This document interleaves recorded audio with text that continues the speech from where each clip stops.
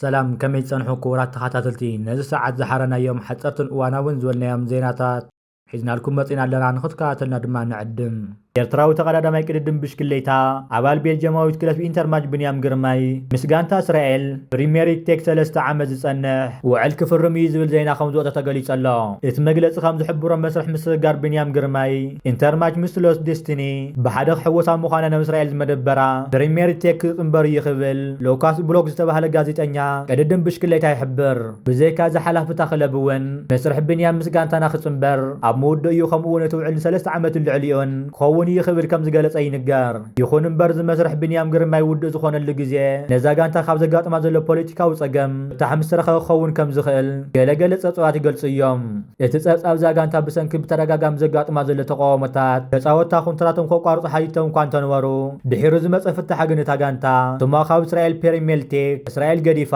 ፕሪሚየር ቴክ ብምቕያሩ ዝመፁ ዘሎ ዓመት ጋንታ ፕሪሚየር ቴክ ተባሂላ ክትፅዋዕ እያ።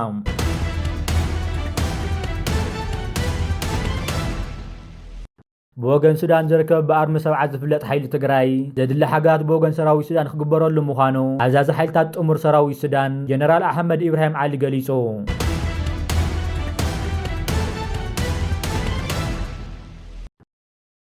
بتمساسات زينانا دما بمسرة زبصاب سودان تريبون لعلوى جنرال سودان شاميس آلدين كاباشي نزوا دارفور كاو وتدراو قلطف دقف من لا سفح وتدراو مدقعة خجمر مخانف ليتو.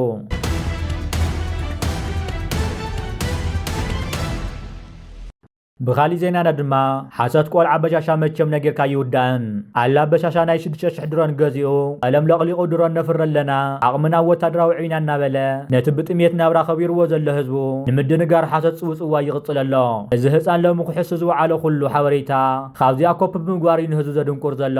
እንተኾነ ሕሱር ፖለቲካ ስርዓት ብልጽግና መንግስቲ ኤርትራን ህዝባነ የሻቁሎን።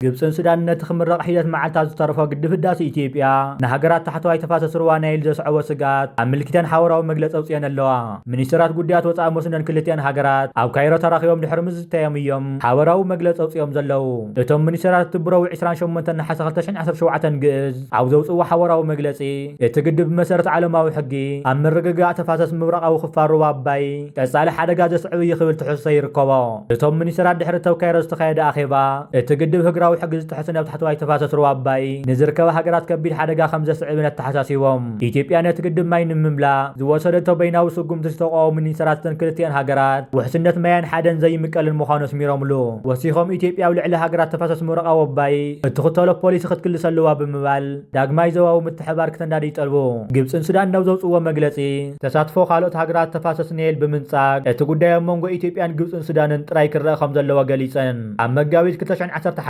ቅድመ ኣዋጅ ህንፀት ዝግድብ ካብተን 11 ኣባል ሃገራት ተፋሰስ ልዕሊ 3 ኢደብ ተፋሰስ ኣብ ህግራዊ ልምዓት ንምንጣፍ ዝዓለመ ዘዋዊ ኮሚሽን ክምስረት ምውሳነን ዝዝከር እዩ።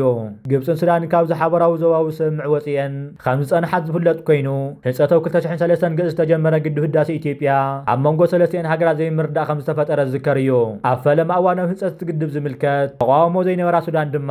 ሓደ ግዜ ከምዚ ናይ ሕጂ እዋን ምስ ግብፂ ሓበራዊ ምርዳእ ክትሕዝ ትረአ። ሱዳንን ኢትዮጵያን ግብፅን ኣብ ዝሓለፈ ሒደት ዓመታት ክልታውን ስልሳውን ዝርባት ከካይዳ እኳ እንተጸንሓ ኣብ ዝኾነ ዓይነት ስምዕ ከይበጽሓ ህንፀት ትግድብ 5 ግዜ ማይ መሊኡ። ግብፂ ብተደጋጋሚ ንኢትዮጵያ ብዛዕባ ትግድብ ቀያዲ ስምዕ ክትፍርም ተሓታ እኳ እንተነበረት ኢትዮጵያ ግን ኣይተቐበለቶን። እቶም ዝርባት ድማ ብዘይፍረ ተበቲኖም። ኣብዚ እዋን ኢትዮጵያ ህንፀት ትግድብ ዛዚማ ዘላ ኮይና ንዘተ ግን ማዕፆ ክሳብ ሕጂ ክፉት ምዃኑ ሚኒስተር ማይን ፀዓትን ሃብታሙ ኢታፍ ይሕብር። ህንፀት ዓብዪ ግድብ ህዳሴ ኢትዮጵያ ክጅመር እንከሎ ትሒዙ ብትሪ ዝኹንን ዝነበረ ኣልሲሲ ሃገሮም መስርሕ ህንፀትን ምምላእ ግድብ ተሳትፎ ክህልዋን ኣብ ማይ ኣባይ ዝኾነ ይኹን በይናዊ ስራሕ ብፍላይ ከም ዘይተቐበለ ብተደጋጋሚ ገሊጹ እዩ። ግብፂ ኣብ ልዕሊ ውሕስነት ማያ ዘሎ ስጋት ህላወ ተለሊላ ክትሓልፎ እያ ኢሉ ዝሓስብ ሰብ እንተሃልዩ ተጋጊኡ እዩ ብምባል ብመሰረት ህግራዊ ሕጊ ህላወ ፀገታት ህዝብና ንምሕላው ዝኾነ ይኹን ስጉምቲ ክንወስድ ኢና ክብል ኣልሲሲ ጠንቂቑ ነይሩ። ኣብ መንጎ ግብፅን ሱዳንን ኢትዮጵያን ብዛዕባ ትግድብ ዝካየድ ስሉሳዊ ዘተ ብዘይ ዝኾነ ውፅኢት ድማ ቀፂሉ ነብሲ ወከፍ ወገን እቲ ዘተ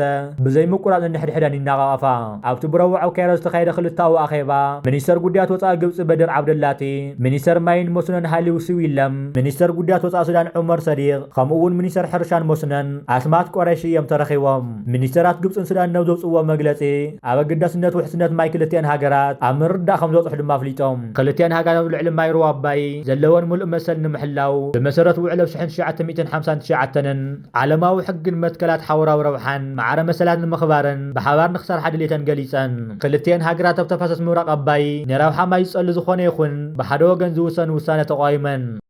بتمساسال زيننا ድማ ኢትዮጵያ ኣብዚ ሕጂ እዋን ባሕርን ኣፍ ደገ ባሕር ነብትለሉ ዘላ እዋን ናይ ግብፂ ወታደራት ሶማል ምእታዎም ተሰሚዑ ብወገን ኢትዮጵያ እውን መልሲ ተዋሃበሉ ኮይኑ ኢትዮጵያ ነቲ ግድብ ንምምራቕ ኣብ ዝተቃረበትሉ እዋን መራኸብቲ ሓፋሽ ግብፂ ቅድሚ ሕዚ ከም ዝበለአን ግብፂ ሰራዊታ ናብ ሶማል መልኣኻ ብምግላፅ ኣብ ሶማል ዝርከብ ሰራዊት ኢትዮጵያ ወጥሪ ክዓስል እዩ ዝብል ዜና ዘርጊሐን ኣለዋ ዓበይቲ ጀነራላት ሓዊስ ወታደራት ግብፂ ብዕሊ ናብ ሶማል ምእታዎም ዋርሳ ዝተባሃለ ናይ ሶማል መራኸቢ ብምውካስ ልዕሊ 1000 ሰራዊት ግብፂ ቅድም ክብል ናብ ሶማል ብምእታው ሎጂስቲክ ብምስንዳ ናይ ምትዕራይ ስራሕቲ ምክያድ ከም ዝርከውን ትገልጹ ግብፅን ሶማልን ብዝኸተሙ ወታደራዊ ውዕል መሰረት ብተወሳኺ ግብፂ ወታደራታ ናብ ሶማል ከም ዘእተወት ብምሕባር ተወሳኺ ድማ ግብፂ ኣብ ቀጻሊ 10,000 ዝበፅሑ ወታደራታ ናብ ሶማል ንምልኣኽ መቃድሾ ዝተኸተመ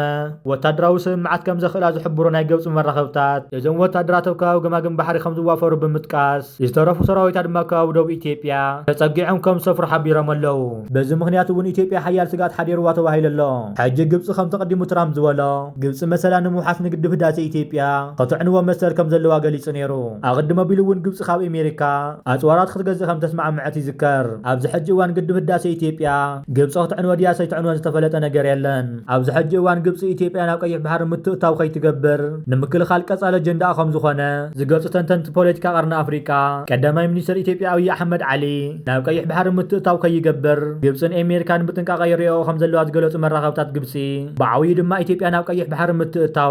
تزوعوي زي من رجع خمس سلة زخل بمجلات جوز بقد هداسة إثيوبيا زلوا وطري بدبلوماسية وفتح ولا كانت زي كعلة من الوقت ونبوت تدراو من قصات فتح خمس غل تحبير الله أو سكايني وزقربة تاني دكتور جنرال محمد عبدو جبس أوز حج ساعة وكرنا أفريقيا عيار استراتيجي بمقراط نجزار ساوت زواعات يلا دحر مبال نحن حجنا يجبس استراتيجي نمرحلو ربحنا نموحاسي لملو أبكرنا أفريقيا جبس زلوا زواو بصحيت نمرأي خمسة اللي بملعل جبس مستفى لهجرات وتداو علات بمفرم كان بعل أمريكان ሶማልን ኤርትራን ዘለዋ ውዕል ዝሓሸ ለውጢ ክመጽእ ከም ዝኽእል ገሊጾም ኣለዉ ከም ዝፍለጥ ግብፅን ኣሜሪካን ወታደራዊ ልምዳት እናካየዳ ዝርከባ ዘለዋ ኮይነን ኣብዚ ሕጂ እዋን ክካየድ ዝነበሮ ልምድ ሓይሊ ባሕሪ ኤርትራን ግብፅን ንድሕሪት ክጉተት ምክንያት ኮይኑዎ ኣሎ ኣብዚ ሕጂ እዋን ግብፂ ሶማል ሱዳን ኣሜሪካን ስዑድ ዓረብን መሓውስቲ ኤርትራ ኮይነን እየን ዝርከባ በዚ ድማ ኤርትራ ዝኾነ ነገር ምስ ዘጋጥማ ኣብ ጎኒ ኤርትራ ዝኾነ ሃገራት ብዙሓት እየን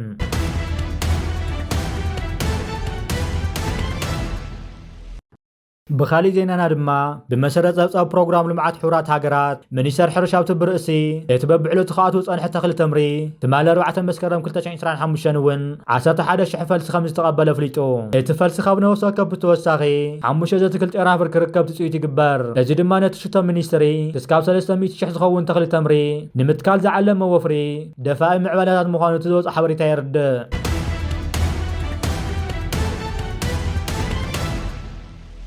መንገዲ ኣየር ሱዳነር ካርቱም መስመር በረራ ክጅመር እዩ ምንጭታት መንገዲ ኣየር ሱዳነር ካብ ዘውዝ ወርሒ ዝበረራት ክጅመር ተጽዊት ዝግበረሉ ምዕርፎ ነፈርቲ ካርቱም ንስራሕ ዘካየዶ ኩሉ ምድላዋት ከምዛ ዘመረጋጊጾም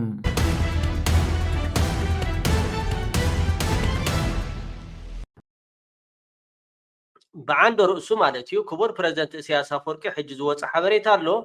مراحي ناي سعود عرب ناب سعود عرب نخمت انفيتيشن كومو خا